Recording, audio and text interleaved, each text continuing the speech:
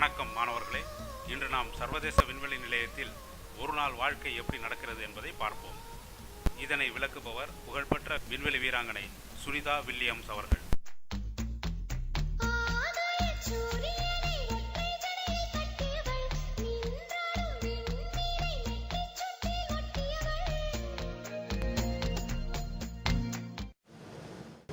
Hello, I'm Sunny Williams. I'm up here on the International Space Station. நான் தான் Sunil Williams. இந்த space கிராஃப்டில் நான் இருந்துகிட்டு இருக்கேன். இந்த பகுதி வந்து யூனிட் 2ன்னு சொல்லுவோம். இது ரொம்ப கூலான பகுதி. இது சுற்றிலும் பார்த்தீங்கன்னா செவுறு போல் பேனல்ஸ் எல்லாம் இருக்கும். இது வந்து லெஃப்டில் இருக்கக்கூடிய பேனல். இதில் நிறைய கருவிகள்லாம் இருக்குது. இங்கே 4 பக்கமும் ஒரு செவுறு மாதிரி கீழே தரை மேலே கூரை அப்படின்லாம் இருக்குங்க. ஆனால் இதில் கூரை தரை அப்படின்லாம் எதுவுமே உண்மையிலே கிடையாது. ஏன்னா நம்ம எந்த பக்கம் நிற்கிறோங்கிறத பொறுத்து எல்லாம் மாறும். நம்ம எப்படி வேணாலும் நிற்கலாம். இங்கே தான் புவி ஈர்ப்பு விசையே இல்லையே. ஸோ இதுதான் வந்து நம்ம இருக்கக்கூடிய ஒரு இடம். அடிக்கடி கேட்குற கேள்வி என்னன்னா, நீங்கள் எப்படி தூங்குவீங்கன்னு கேட்பாங்க. சாதாரணமாக உடம்பு கட்டில் மேலே படுத்துருக்கிறப்போ எப்படி இருக்கும், அந்த மாதிரி இங்கே இருக்காது. ஏன்னா நம்ம எப்படி வேணாலும் வளையலாம், வெயிட்டே இருக்காது. நான் இப்போ படுக்கை பெட்டிக்குள்ளே நுழையிறேன். நீங்களும் என்னை பின்தொடரலாம். இது ஒரு பெட்டி மாதிரி. இதில் படுக்கை பை ஒன்று இருக்குது. அதில் எப்படி வேணாலும் படுக்கலாம். எந்த கோணத்திலும் நான் வந்து படுத்துக்கலாம். நின்றுக்கிட்டே கூட தூங்கலாம்.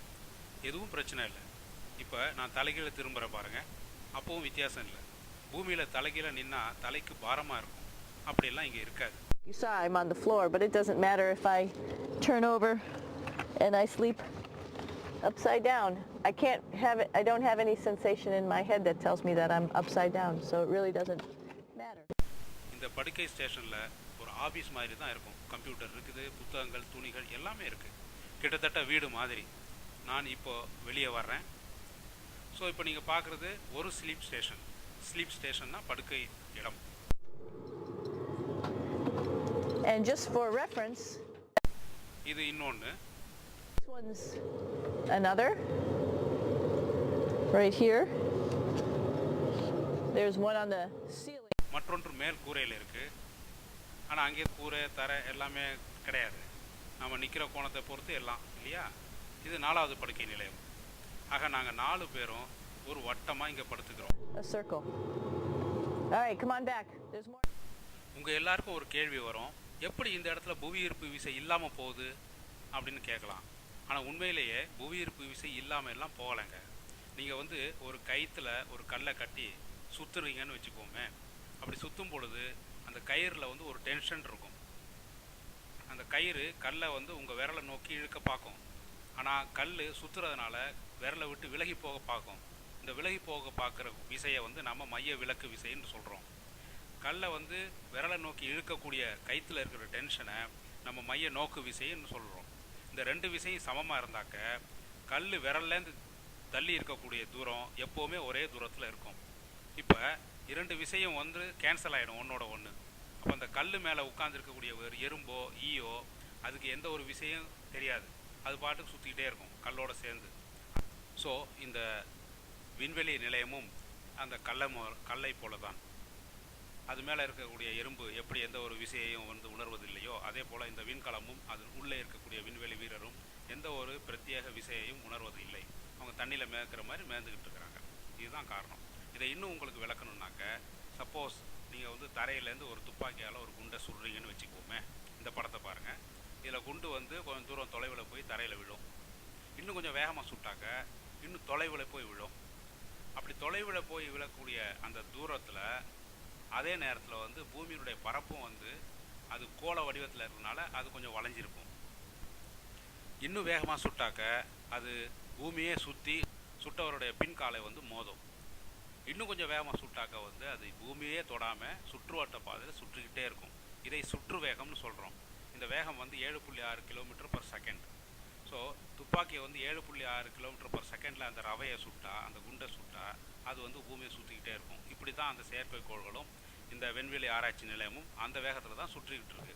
சப்போஸ் இன்னும் கொஞ்சம் வேகமாக சுட்டோன்னா என்ன ஆகும்னா, வட்டப்பாதை என்பது நீள்வட்ட பாதையாக மாறிடும், எலிப்ஸ். அப்படி இன்னும் கொஞ்சம் வேகமாக சுட்டால் நீள்வட்ட பாதையினுடைய நீளம் அதிகரித்து இன்னும் நீள்வட்ட பாதையாக மாறிடும். வேகத்தை இன்னும் அதிகரித்தோன்னு வச்சுங்க, சுடுற வேகத்தை. அது ஒரு நேரத்தில் எந்த நீள்வட்ட பாதையை கூட சுத்தாமல் பூமியை விட்டு தப்பிச்சு போயிடும். அதை வந்து எஸ்கேப் வெலாசிட்டின்னு சொல்கிறோம். Show you.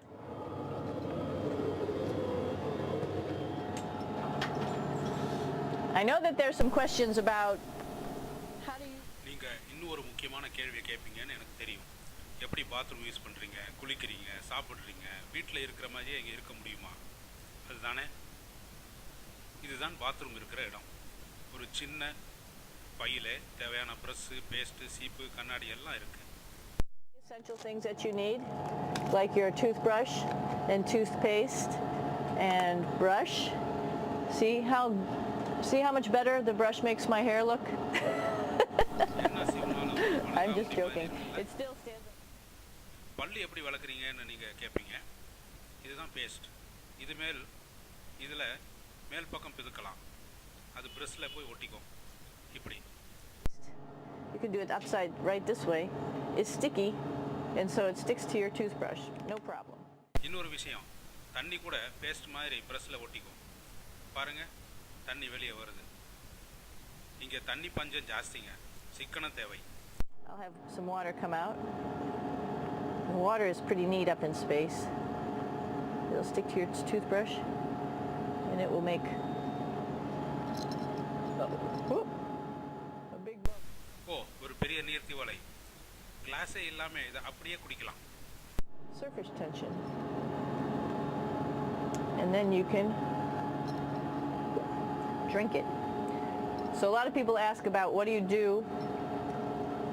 with the toothpaste after you brush your teeth.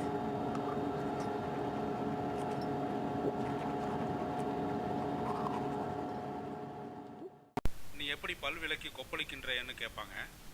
2 options இருக்குது. ஒன்று அப்படியே முழுங்கிடலாம், இல்லாட்டினாக்க டிஷ்யூ பேப்பரை வச்சு தொடச்சி துப்பிடலாம். Or you can just spit it out in a paper towel and then you don't have to worry. ஆனால் நீங்கள் வீட்டில் இந்த மாதிரி முழுங்கிறாதீங்க. எனக்கு இங்கே வெறும் 3 மாதம் தான், அதனால் எனக்கு எந்த பிரச்சனையும் இல்லை. One of the most pressing questions about living in space, of course. நிறைய பேர் மனசில் வர இன்னொரு கேள்வி என்னன்னா, எப்படி பாத்ரூம் போகிறீங்கிறது தான். அதையும் பார்ப்போம். இதுதான் பாத்ரூம்.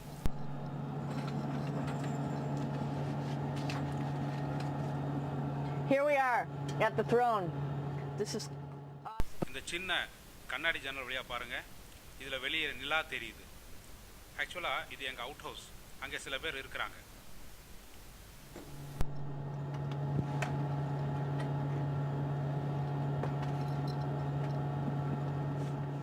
And of course, பாத்ரூமில் 2 வேலை செய்யலாங்க. ஒன்று ரெண்டுக்கு போகிறது, அதாவது மலம் கழிப்பது.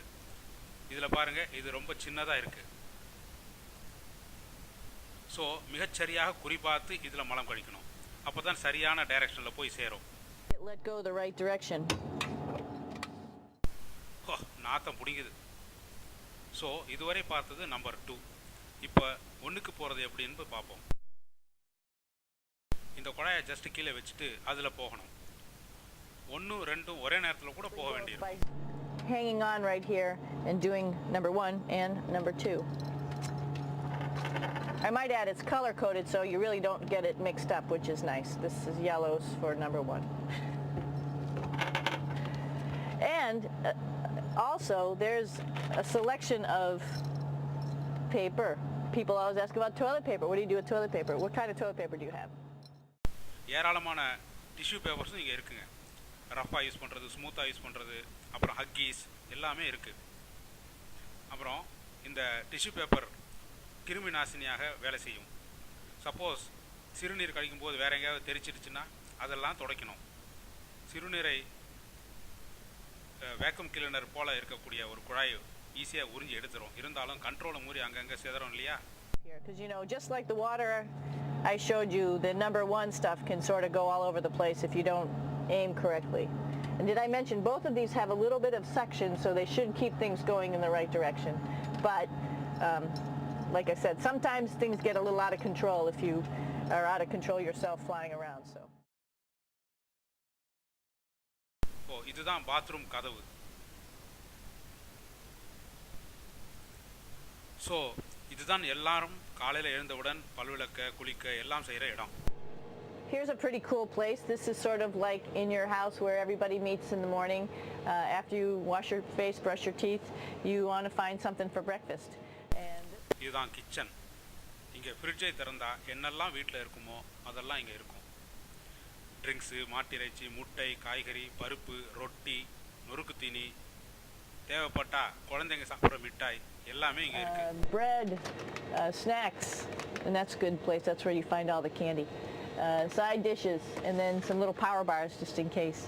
So we have all this type of food. Some of it is dehydrated, and so we have to hydrate it, fill it up with water. Some of it is இதில் சிலது ஈரப்பதம் இல்லாமல் காஞ்சி இருக்கும், அதை தண்ணியில் ஊற போடணும். சிலதை ஜஸ்ட் சூடு பண்ணினா போதும். இது பார்பிக்யூ இறைச்சி பிஸ்கெட். ரொம்ப ருசியாக இருக்கும். இங்கே அமெரிக்க உணவு மட்டும் இல்லாமல் ஜப்பான் உணவு, ரஷ்யா உணவு என எல்லாமே இருக்குது. எனக்கு ரொம்ப பிடிச்சது ஃப்ளாப், அதுவும் இங்கே இருக்குது. இதை நான் வந்து சூட வச்சு தண்ணியில் போட்டு கரைச்சி குடிச்சிருவேன். இங்கே உணவுக்கு பஞ்சமே இல்லை. We like some of our favorite stuff that your family can send up. In fact, I like fluffernutters, and so I got sent up some fluff so I could make my fluffernutter with peanut butter. So you have a lot of food up here, no problems. Now, I'm going to say where we are. So right now, we're in the Japanese laboratory. இதுதான் ஜப்பான்காரங்களுடைய laboratory. இங்கே நிறைய laboratory இருக்குங்க. நான் இப்போ இந்த space ஸ்டேஷனில் இந்த மாதிரி நின்னேன்னாக்க, ஸ்பேஸ் ஸ்டேஷன் நகர திசையிலே நின்னாக்க எனது இடது பக்கம் ஜப்பான் லேப் இருக்குது. இப்போ வலது பக்கம் இருப்பது ஐரோப்பியர்களுடைய கொலம்பஸ் லேப். இங்கே நிறைய சோதனைகள் கருவிகள் இருப்பதை பார்க்கலாம். இது எல்லாமே மருத்துவ பரிசோதனைக்காக வைத்திருக்கிறாங்க. So now again we're on the right hand side, all the way on the right of the International Space Station. This is Columbus, the European module. It has science experiments all over. You could see it looks a little bit crowded. And here we do a lot of our medical experiments.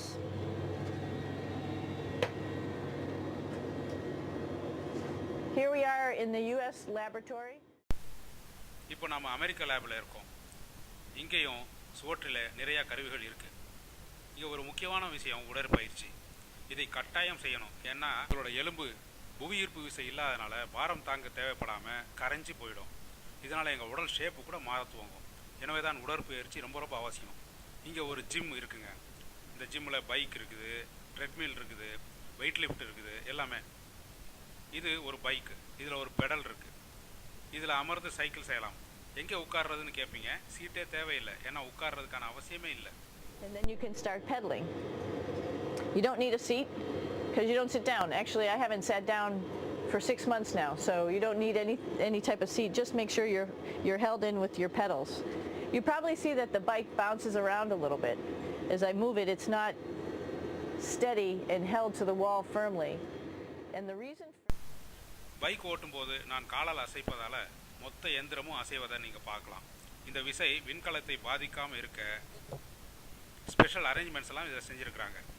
எல்லா விசையும் இந்த structure மட்டுமே உள் வாங்கிக்கும், அது விண்கலத்துக்கு மாற்றாது. வாங்க அடுத்த இடத்துக்கு போவோம். to the structure of the spacecraft out to the solar rays. All right, a little farther on. Come on.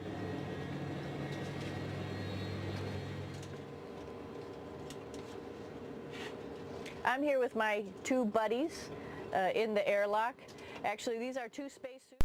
இது என்னோட ரெண்டு பட்டீஸ். ஆக்சுவலாக இது ஸ்பேஸ் ஷூட்டுன்னு சொல்லுவோம். விண்கலத்திற்கு வெளியே ஏதாவது ரிப்பேர் வேலை செய்யணுன்னாக்க இதை போட்டுக்கிட்டு தான் வெளியில் போகணும். அதை நாங்கள் விண்வெளி உலா அல்லது ஸ்பேஸ் வாக் என்று கூப்பிடுவோம். வெளியே பார்த்தீங்கன்னா ஒரு பக்கம் தொடர்ந்து சூரிய ஒளி அடிச்சுக்கிட்டே இருக்கிறதுனால அது எப்பவும் சூடாக இருக்கும். அதனோட எதிர்ப்பக்கம் நிழல் தொடர்ந்து விழுவதனால ரொம்ப குளிராக -டிகிரியில் இருக்கும். ஸோ இவ்வளவு வேறுபாடு இருக்கிறதுனால எந்திர கோளாறு என்பது அடிக்கடி நடக்கும். அது இல்லாமல் வெளியில் ப்ரெஷரும் கிடையாது, அதனாலேயும் பிரச்சனைகள் எழும். அந்த எந்திர கோளாறை சரி பண்ண நாங்கள் வெளியில் இந்த ஸ்பேஸ் ஷூட்டை போட்டுக்கிட்டு போக வேண்டியிருக்கும். எனக்கு பின்னாடி பார்க்குறீங்க இல்லையா, அதுதான் வெளியே செல்லும் வழி. இதன் மூலம் எல்லாத்தையும் எடுத்துக்கிட்டு வெளியே போகணும். ஸ்பேஸ் ஷூட் மிகவும் பெரியசு, பார்க்க ஃபுட்பால் பிளேயர் மாதிரி இருக்காங்க. இது பின்னாடி இருக்கக்கூடிய பேக் இதில் தான் ஆக்சிஜன் சிலிண்டர் இன்னும் பல விஷயங்கள் இருக்குது. அதனால் மொத்தமாக இது பார்க்குறதுக்கு அதிகமாக பெருசாக இருக்கும். ஒட்டுமொத்த ஸ்பேஸ் ஷூட்டை 150 கிலோகிராம் எடை. அம்மாடி, இத்தனையும் தூக்கிட்டு நம்மளால் போக முடியுமா அப்படின்னு நீங்கள் யோசிக்கலாம். ஆனால் இங்கே தான் புவியீர்ப்பு விசையே இல்லையே, அதனால் வெயிட்டே கிடையாது. இந்த விண்வெளி ஆடையில் oxygen cylinder, carbon di oxide, வெப்பத்தை சீராக வைக்கக்கூடிய ஹீட்டர்கள், குளிரூட்டிகள் எல்லாமே இருக்குது. அப்போ தான் நம்ம உடம்பை வந்து இயற்கையான தட்பவெப்பையில் பாதுகாப்பாக வந்து வச்சுருக்க முடியும். இதில் ஒரு கம்ப்யூட்டரும் இருக்குது. ஏதாவது இயந்திர கோளாறு ஏற்பட்டால் அல்லது ஆக்சிஜன் கம்மியாக இருக்குது, இந்த மாதிரிலாம் ஏதாவது பிரச்சனை இருந்தால் உடனே அது காமிச்சிடும், நமக்கு உடனே எச்சரிக்கையை கொடுத்துரும். இது ஒரு அருமையான ஷூட்டுன்னு தான் சொல்லணும். Too much carbon dioxide or any type of electrical problem. So it's a pretty awesome little spacecraft, and actually got to go out, use my little spacecraft a couple times, and it worked like a charm. Lucky that it works very nice. You might want to see what the helmet looks like. It's pretty cool too. We don't usually go out like this, so you usually can see when the helmet's open. So you can see what it looks like inside. இதுதான் helmet. இதுக்குள்ளே நீங்கள் உங்கள் தலையை எல்லா திசையிலும் திருப்பலாம், ஆனால் helmet திரும்பாது. எவ்வளோ தூரம் கண்ணால் பார்க்க முடியுமோ நாம் வந்து பார்க்கலாம். சூரிய கதிர்கள் நேரடியாக படுவதனால ஒரு சன் கிளாஸும் இதுக்கு இருக்குது. Pretty sunny out there, so we have to wear our sunglasses, and this is our sunglasses right here, which make you look pretty cool.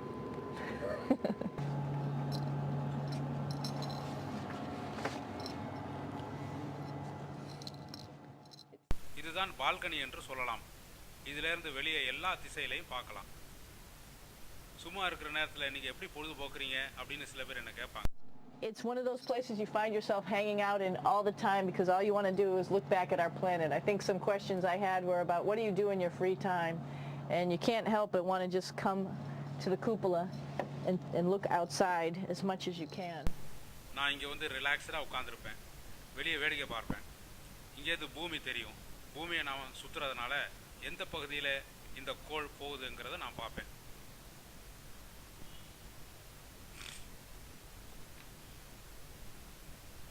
இது வழியாக பூமி மேலே வெவ்வேறு வகை மேகங்கள் இருப்பதை பார்க்கலாம். ஒரு பக்கம் நிலப்பரப்பும் மண்ணோட நிறம், புல்வெளி இதெல்லாம் கூட பார்க்கலாம். இடத்திற்கு இடம் மாறிக்கொண்டே இருக்கும். அதனால் நம்ம வந்து பார்க்கக்கூடிய காட்சி கண்கொள்ளா காட்சியாக இருக்கும். பூமியில் முக்கால்வாசி கடல் தண்ணி தான் இருக்குது. இப்போ நான் எங்கே இருக்கிறேன் அப்படிங்கிறத நான் உங்களுக்கு சொல்லவா? நாம் இப்போ ஆப்பிரிக்கா மேலே போய்கிட்டு இருக்கிறோம். மேகமூட்டமாக இருக்குது. யாரப்பா அது? இதுதான் நம்ம பூமிக்கு எடுத்து செல்லும் வாகனம். இது ஸ்பேஸ் ஸ்டேஷனை விட ரொம்ப சின்னது. அதுக்குள்ளே போனால் எல்லாமே ரொம்ப நெருக்கமாக இருக்கும். இப்போ வேணாம். Than the rest of the spacecraft, the space station, so you'll see if we go there it will be a little bit more cramped. But you can look all the way back to the back of the spacecraft, which is where the Russian segment is, and then you could look all the way forward to the front of the spacecraft. சற்று பின்புறம் பார்த்தால் ரஷ்ய விண்கலம் இருக்கு. கொஞ்சம் மேலே பார்த்தா Japan, ஐரோப்பா மற்றும் அமெரிக்க லேபரேட்டரிஸ் எல்லாமே தெரியும். இது ஜப்பான் சோதனை கூடம். When we were looking out the Japanese window.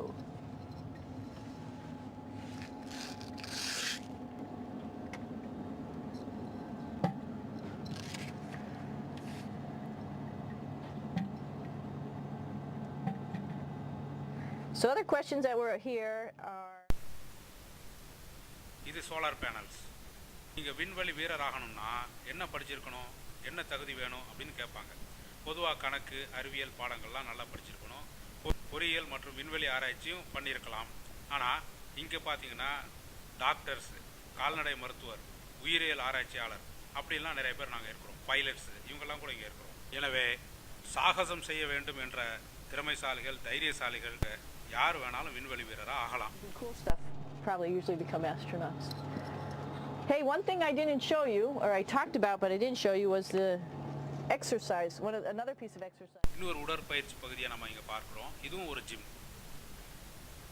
இதில் வெயிட் லிஃப்டிங் செய்யலாம், தோப்பு கரணம் போடலாம். You just do a little bit of maneuvering here. Stand by. You have to set it up just like at any other gym.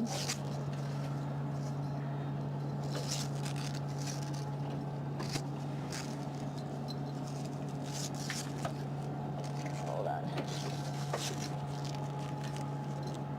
Show you how this works.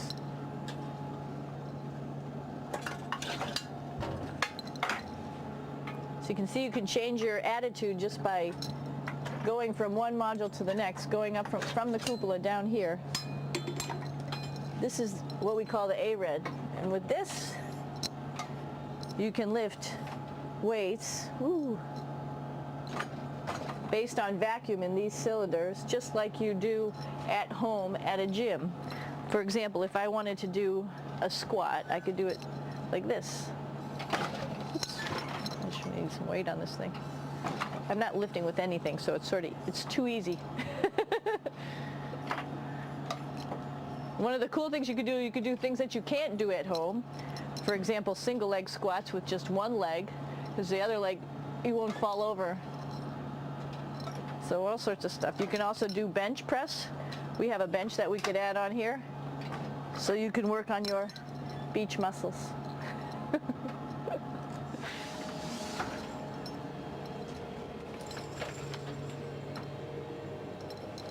Hey, Aki, what are you doing down there? Crashing things. This is one of the cool things about space too. It sort of looks like there's a big old hole here, but you don't even think twice about it. You can just jump over the hole, or if you want, you can go jump into the hole. I'm coming down. Woo!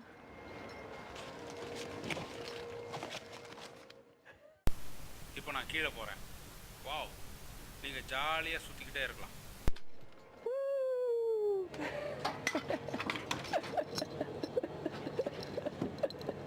We're lucky we have a really cool big space station that you can fly around in. That's actually called the PMM. You might have saw it out the window. It's a big silver canister. இதுதான் சரக்குகள்லாம் வைக்கக்கூடிய godown. நமக்கு தேவையான உணவு, உடை, சோதனை கருவிகள் எல்லாமே சேமிச்சு வச்சிருக்கோம். அதே போல குப்பைகளையும் இங்கே கவரில் போட்டு வச்சிருக்கிறோம். சிறிய சிறிய சாதாரண குப்பைகள் எல்லாம் வெளியில போட்டுருவோம். அது பூமிக்கு போகிற வழியிலே எரிந்து சாம்பலாகிவிடும். இப்போ ரஷ்ய லேபுக்கு போவோம். பாஸ்போர்ட்லாம் வேண்டியதில்லை, தாராளமாக வாங்க. You don't need a passport either.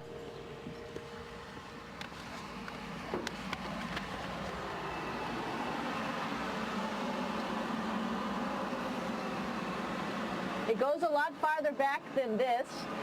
We'll go take a trip and say hello to the boys down there in just a minute. Well, let's do that first, actually, and then we'll go down to the Soyuz at the very end. This is Yevgeny. Hi. Doing a little tour.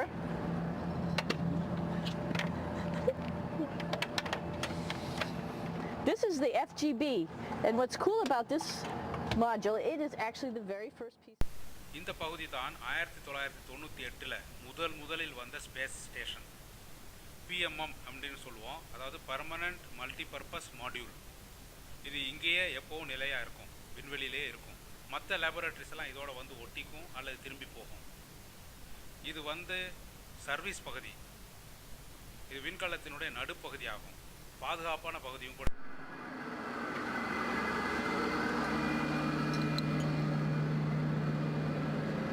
Можно? Снимаем. Чуть-чуть.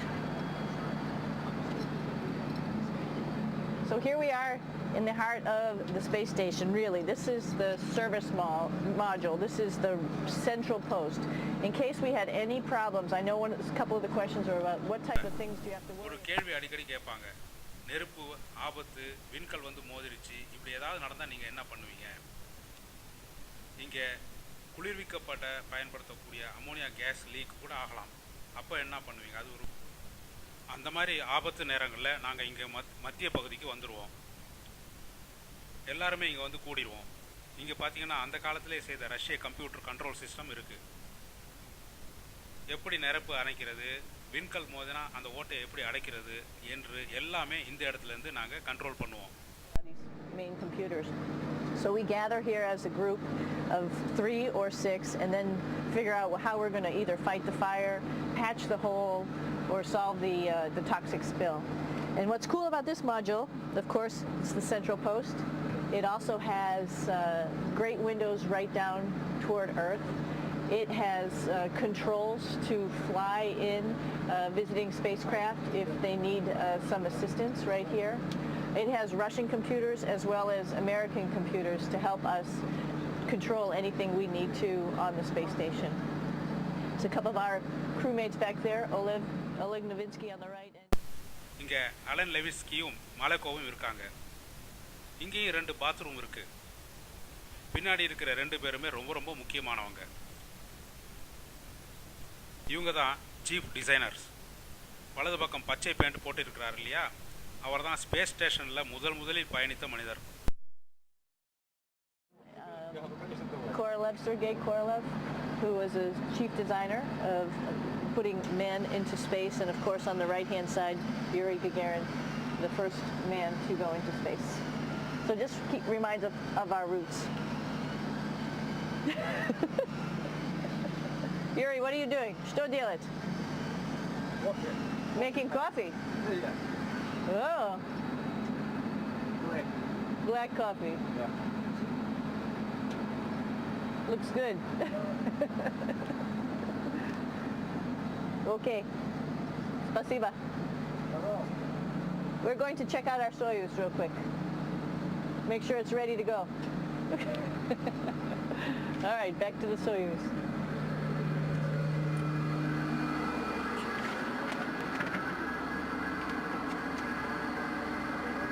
I'm going to stop here just for a quick second. You can see on the Russian spacecraft there's also other modules that stick out, down, and above. Right here is, let's see, I'm trying to be oriented. That's a place where we do spacewalks from for the Russian side. There's Russian spacesuits in here, and also a visiting vehicle which brought fruits and vegetables and becomes a trash container when we undock. Up on this side is also a future place where they're going to do spacewalks from, and connected to it is Kevin's, Oleg's, and Yevgeny's Soyuz spacecraft. And now let's go see ours. Whoa! Извините. No problem. Это пробка.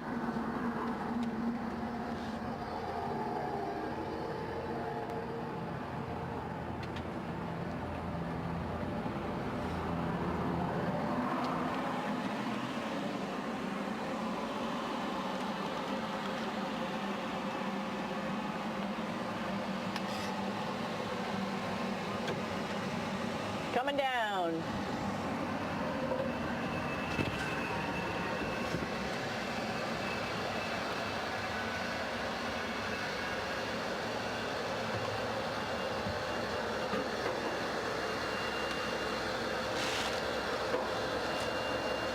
It's a little tricky getting in here.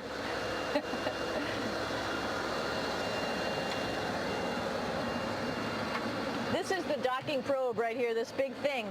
This helps us connect to the spacecraft. விண்வெளி துறைமுகம், அதாவது வெளியிலேருந்து நாம் இறங்கக்கூடிய இடம். இங்கே தான் நாங்கள் முதல்ல சேர்ந்தோம். இந்த கதவு இந்த மூடியுடன் சேர்ந்து கொண்டே இருந்தது.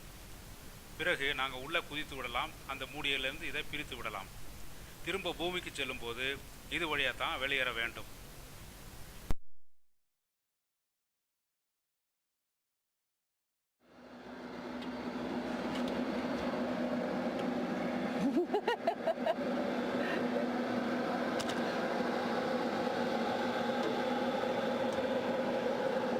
You okay?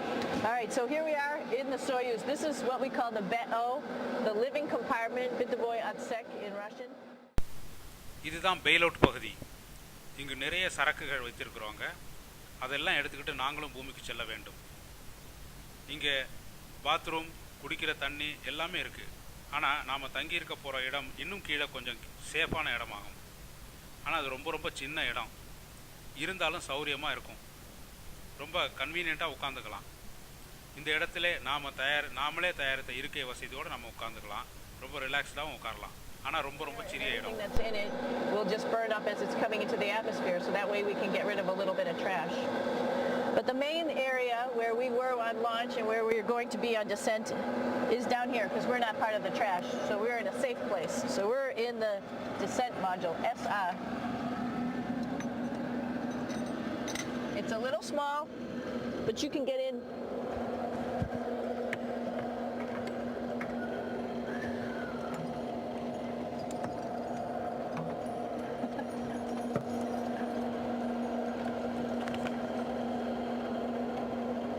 Not sure how well you could see in here. Hold on for a second. I'm going to turn it up this way, just so you could see the hatch, and you could see Kevin. It's a little bit small, but we'll come in and show you around. You coming in? Probably not. Okay.